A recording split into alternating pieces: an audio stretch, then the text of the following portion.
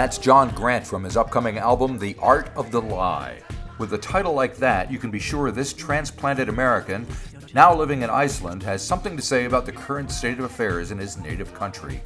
Here is John, direct from Iceland, to talk about Devo, ABBA, Talking Heads, family dynamics, and whether or not he is a good liar. No, I'm not a very good liar. That's probably a good thing. I mean, unless we're talking about who I'm lying to. If we're talking about me lying to myself, then I'm probably pretty good. Gotcha. Yeah. Yeah. So obviously this has some kind of Trumpian insight and influence. How come? You're up there in Iceland somewhere? Hopefully, you're kind of away from all that stuff. Yeah, but it still breaks my heart, and it's still, infected my whole family, Yeah, yeah. And so, um, I'm disgusted, but it also it opens a lot of wounds because it makes me think about, it just makes you think about everything. It makes you think about where you come from and, whether you know people or not, and whether you know yourself or not, and Right. What you've become and what you're continuing to become, and I'm definitely pretty saturated through and through by my time in the States. I'm definitely, very much an American. So, Yep. I still care. I still care about it, but I guess I feel more angry than anything else. And sometimes I just feel like, fuck it. If you're that stupid, then you probably deserve what's coming to you, Well, there is that, yeah. But unfortunately, it's going to affect everyone over there, and they're not all stupid.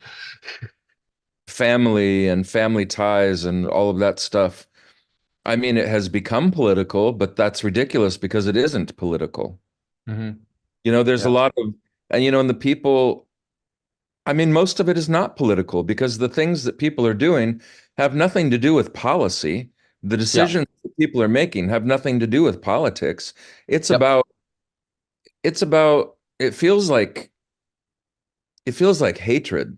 It feels like people are making the choices they're making out of spite just because of how much they hate other people, and they see other people reacting negatively to something, so they're like, oh well, then that's for me. Yep. So I feel like so much of it that's called politics has nothing to do with politics, but I mean, it's about the music for me, I mean,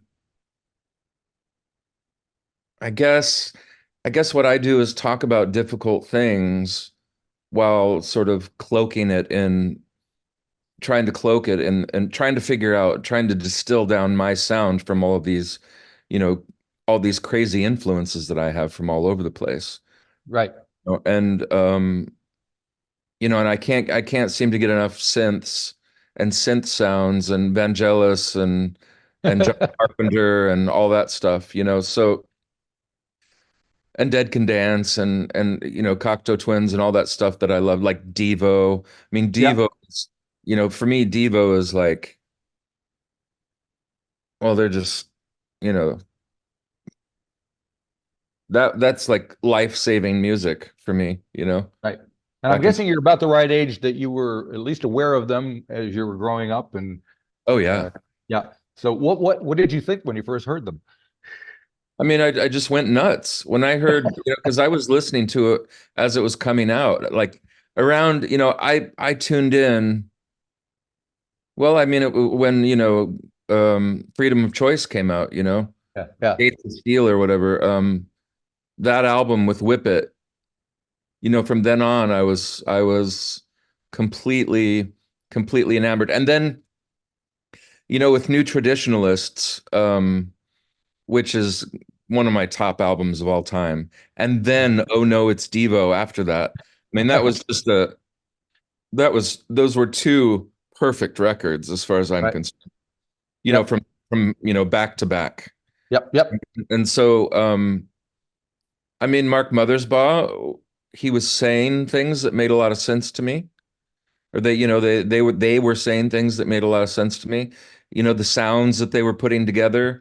I mean, a lot of it was sort of like 60s blues type stuff, Right. and then sort of melded together with, electro. And Yep. I mean, for me, that was a match made in heaven. Yeah. You Well, when I first heard their version of Satisfaction, because I'm a bit older than you, it was like, oh my God, how did that happen? What is Yeah, this? It was just yeah, whole. And then I found out, like they have a background in political activism. They went to Kent State and were yeah, involved, in the middle of all that stuff. It's pretty wild. Yeah. yeah. They were. It's funny because a lot of people write them off as a lot of these bands that bring the silliness and the humor of everyday life into their music get written off as silly because people can't seem to understand what's going on behind the scenes there. And Devo were serious as a heart attack, Yeah. I Yeah. mean, Yeah. Yeah. and like ABBA, for example, was there was so much absolute silliness in the music. But when they were talking about the real shit that goes down in the everyday too, as far as, love and loss and all of that stuff, and it wasn't very candy coated, there's Yep. some pretty dark stuff in there. So, Yeah. and Yellow, which is another one of my favorites, Oh yeah. they Oh yeah. sort of got sidetracked by their success with Oh Yeah, from that huge single. People are like, oh, that's that gimmick song. Yep. But I mean, they're pioneers in the genre. I mean, they when it comes to sound design, those guys are right up there with everybody else from that era. Right. So speaking of sound design, Yeah. who's designing the sound on this record? You got a guy who you're working with, your producer Ivor. Is it Ivor or Ivor? Ivor, yeah, yeah. I Ivor. mean, I would say that, I'm the one that, it's very much me that has I know what sounds I like. So I mean, I'm very hands-on with all of it. And I program a lot of the stuff myself. Right. Um, and then Ivor comes in and he's sort of like a cat corraller, like The old herding cats. yeah, yeah, yeah, and sort of encouraging me and pushing me in the right direction. And of course, he's always noodling around on his computer and fine tuning things and adding things. And he also plays like on the latest single, All That School for Nothing. He played that little there's a little synth riff in there that you hear throughout the song Yep. that he played. So he's definitely very hands-on as well. And then we had a guy named Robert Logan, who is a wonderful sound designer, and he was with us all the way too. He's really an expert on the Nordlead 3 synthesizer. Okay. That's sort of the one that he loves to work with the most, Right. and he does really incredible, beautiful things with it. So there was a lot of layering of sounds, and yeah, I'm looking forward to figuring out how to do it live. Right. Because is there a band that you're working with? Dave and Robin and Sebastian, are they your guys? Or are they on the record or? Those guys are just on the record, and Okay. hopefully we'll be able to do some shows together at some point. Right. Um, yeah, they're not the ones that are going to be on tour with me. Right. I have a different band that's comprised of 3 people, so there'll just be 4 of us on stage. And Eddie Stevens, who's been working with Roisin Murphy since Moloko. He does the MDing for Roisin Murphy, and so he's working with me to put the live show together. Oh, cool. Yeah. Yeah, it's pretty exciting. It should be. Yeah. One track I was kind of glommed onto was Meek AF, which Yeah, is it's got this kind of Jerry Harrison Talking Heads groove about it, and it just kind of moves along very, very nice. yeah. That's a very pleasing beat for me. That one hasn't changed too terribly much from the way it started out. Um, and I'm a big Talking Heads fan, so I mean that makes a lot of sense to me. Right. Have you seen the the film stopped making sense. The film that they've restored and put it on IMAX and all that. It's pretty I wild. haven't seen it since they restored it. Right. I know some people think it's too slick now, but Really? yeah, but for me, that is the quintessential music film. Right. Yeah. I mean, I remember seeing it, when it came out. I went and saw it at what is my favorite art house movie theater in Denver, Colorado Uh-huh. in 1984. Yep. And I mean, that's a life changer right there. Yes. Well, I did the same thing in Rochester, New York. We had our 4-year-old daughter there, and she danced through the whole thing in the middle of the aisle in the cinema. So Oh, incredible. it's got to be good, right? Yeah, for Yeah. sure. Oh, man. Um, so what were the sessions like? Is it pretty much you and Ivor working together, or how much did the band interact? What did you, who was doing what? Well, we started off by just doing a lot of programming up in Iceland.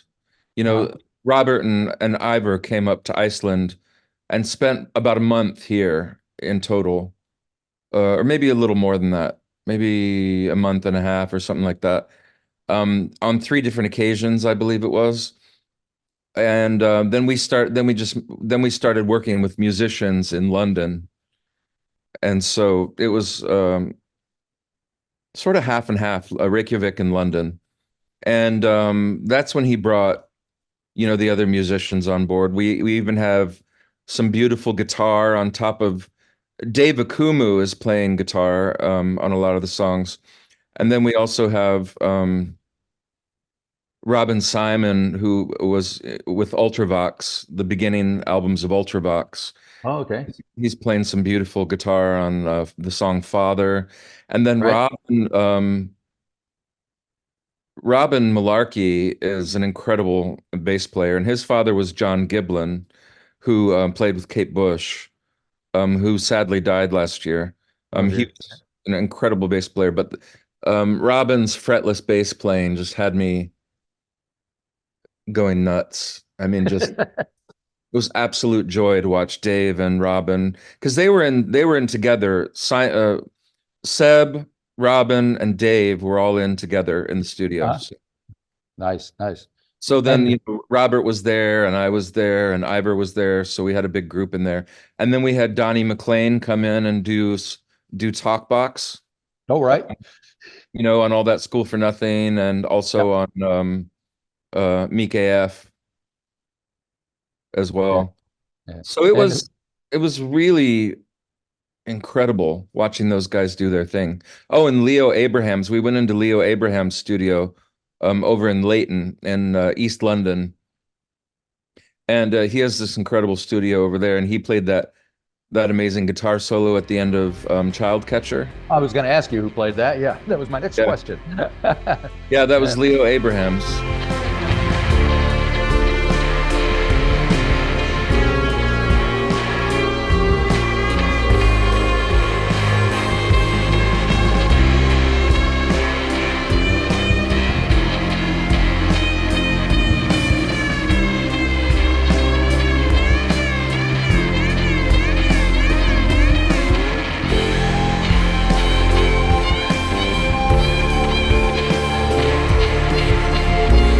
Ivor was thinking we should cut that down, and I said, no, man, it's not like they don't have it coming. I was like, give it to him right in the pooper, man. Yep, there you go. All the way. And it does. Oh, that's a great track. Yeah, very, very cool. And you mentioned at the beginning that this album does address family issues. There's a father track, there's a daddy track, there's a mother and son track. So obviously I don't know how deep you want to go into any of that because it's very personal, but what do you want to say about that? Well, the thing is, I think people like to hear people talk about their actual relationships Sure. because we all have that shit, right? Yep. And so I'm pretty sure that people are not interested in like the details of it. they just translate it to, what it means for them in their situation. As you know, people do when music goes out into the world, people make it their own. But I don't mind talking about it at all. I mean, Father is, Father, I had a chance to go back to my childhood home and that my father built in the 50s, or I'm not sure if it was the 50s or the 60s when he built this house in Michigan. Um, but I had a chance to go when my grandparents lived across the street, and my mother lived on that street, partly with her parents, and then went across the street with, my Right. father to Yeah. start her. She was on that street for 40 years, and we were there for my grandmother's funeral. It was in the mid 2000s. My grandmother was 94 when she died, and my brother looked across the street and he saw that the house had the for sale sign. It had been sold, and the front door was standing wide open, and it was winter and it was snowing outside, Yeah. and the people had just moved out. They had just left, and they left it completely open.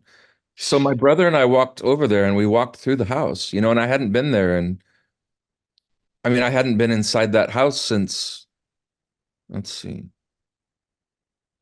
it'd been a good 30 years. Yeah. Yeah. So we walked all through the house, and that sort of gave birth to this song, just sort of thinking about how life develops and sort of this nastiness that has come. I mean, it made me think about, religion, because I grew up and was judged quite harshly through the prism of religion, Right. Yep. Yep. for being a dirty homo. And you think about it a lot because that shit stays with you for the rest of your life. Yep. Yep. Um, so if you've spent a lifetime trying to escape from yourself, and then you get to this point where you see, that the bad people are winning all over again, and it's becoming more and more confusing who the good people are and the bad people are, Yep. and harder to gauge. It made me think back to, where I've been, and that song Father was finally able to come into its own on this record, because I've had the idea since that mid 2000s. I always wanted to do a song about that moment of going through that house again. Right. But it never blossomed until this record. So um that made me really happy. And and at the end of the day, in that song, I'm talking about how no matter how no matter what takes place between people or how bad things get, sometimes you just want your father the way you wanted him when you were a little boy, you know? Sure. You Yeah. want you want your father to hold out his arms and give you a big hug, Hmm. Yeah. because life is beautiful and nasty and all those things, and it would be good to feel that safety again that you felt when you were a little boy. Right. Right. Which I think is something that a lot of people can. I think so many people can identify with that. Yeah. Absolutely. Yeah. And So then you must dad, be feeling, go ahead. sorry. No, no, say finish what you're Well, saying. I was just going to go through that triptych of the family ones real quick. Sure. Daddy, Yeah. Daddy is a little more, it's a little darker, and it sort of touches on, like how do I interact with men as I go out into the world as a result of my relationship with my father. Right. And it's also, it's like, are you talking to um it's not clear exactly who I'm talking to in that song, but then I'm also asking, but then at some point, the child is asking the father, would you deliver me up to those people? When they come and say, we got to get rid of the faggots once and for all. Are you going to would you deliver me up to them because the book says that it's wrong? Right. Yep. Yep. Yep. So there's that. And then mother and son is me wanting to get the story, maybe get a little more attention to the story of Alan Schindler, who was in the United States Navy, in the early 90s. And the song is sort of addressed to his mother, because he was attacked by two of his shipmates when they were on land in a public bathroom, and they stomped up and down on him until his body was nothing but mush, you know. Hmm. And it was because he was gay. And so, Yeah. and they had found out about that, and it was the early 90s. And of course, they sent back this body to this woman, you know, that was unrecognizable and just sort of, you know, they went to great lengths to describe the state that the body was in, because the guys were jumping up in the air as high as they could with their boots on, and Right. then landing on his head and on his, you know, midsection, and like his liver and his internal organs were like mashed potatoes, you know. Man. His face completely unrecognizable. So I was just thinking about, you know, the concept of that type of hatred, and thinking about, you know, the hatred of the Nazis as well, because, you know, they were throwing gay people into the gas chambers as well, along with the Jews and the gypsies and everybody else. So I'm thinking about this concept of hatred, and I'm also wanting to comfort this mother, because you just think about the, you know, a woman carrying this child inside of them for those 9 months, and then bringing the child out into the world, which is a painful thing, Yeah. and you know, and doing whatever you can to protect that child, and then the next letting go process, which is letting them go out into the world, and then seeing the world react to your child like that. Um, it's I saw a piece about it on a show, and I was unaware of it, and this was just a few years ago. I didn't know about this Alan Schindler guy. Hmm. It just really had a big effect on me, so I wanted to write a song about it. Yeah. I mean, the things that people can do to each other is this is mind-boggling sometimes. It's like, Yeah, and that's the good news, right? ugh, jeez. Eh. So you've been in Iceland for a while now, haven't you? Yeah, 12 years. You must be loving it. Is it a step up? Well, I mean, I'm still me, so I don't, Right. you know. There's only so much they can do. Exactly, exactly.